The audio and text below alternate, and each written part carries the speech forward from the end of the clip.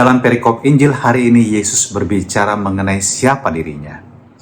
Akulah roti hidup yang telah turun dari surga.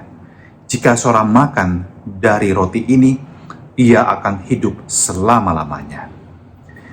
Yesus mengungkapkan bahwa dirinya adalah sesuatu yang dibutuhkan oleh setiap manusia. Dan tanpa roti hidup ini, kita semua akan mengalami kematian rohani. Dan hal ini sesungguhnya mengungkapkan kepada kita apa yang kita butuhkan yang paling mendalam di dalam kehidupan kita. Kita membutuhkan tentu kegiatan-kegiatan yang membuat kita happy. Kita membutuhkan misalnya hobi-hobi tertentu yang membuat kita menjadi lebih lively, menjadi lebih hidup. Kita berolahraga dengan teratur membuat kita lebih sehat.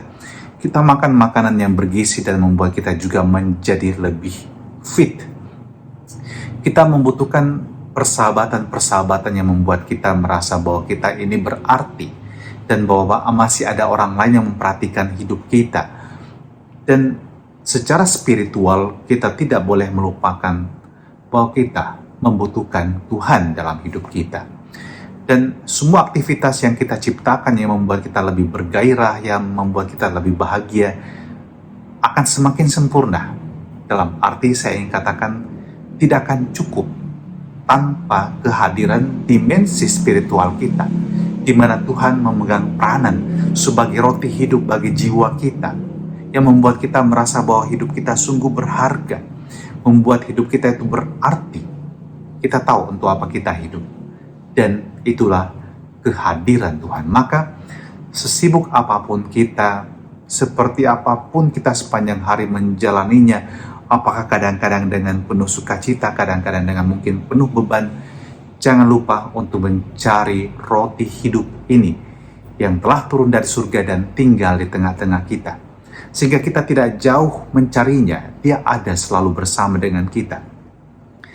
Pagi ini setelah saya misa di sebuah kapel, saya melihat ada perawat yang datang dan kemudian sebelum masuk ke tempat kerja, dia singgah di kapel itu dan kemudian masuk, duduk paling belakang, kemudian berlutut dan berdoa. Dan saya yakin bahwa di sanalah dia menemukan kekuatan Tuhan yang luar biasa, yang mendampingi dia dalam karya dia sepanjang hari itu. Anda bayangkan kalau Anda memulai hari Anda dan Anda sudah mulai dengan kepanikan, Anda mulai dengan tergesa-gesa dan terburu-buru. Saya tidak tahu seperti apa hari yang Anda jalani itu, tapi perkiraan saya adalah Anda mungkin akan mengalami begitu banyak juga hal yang membuat Anda terbebani, Anda mungkin susah menghadapi tantangan-tantangan hidup, dan Anda mudah berkeluh kesah, Anda mudah menjadi marah. Maka mulailah juga dengan hal-hal seperti ini di pagi hari, datanglah kepada roti hidup tersebut dan mintalah kekuatan darinya.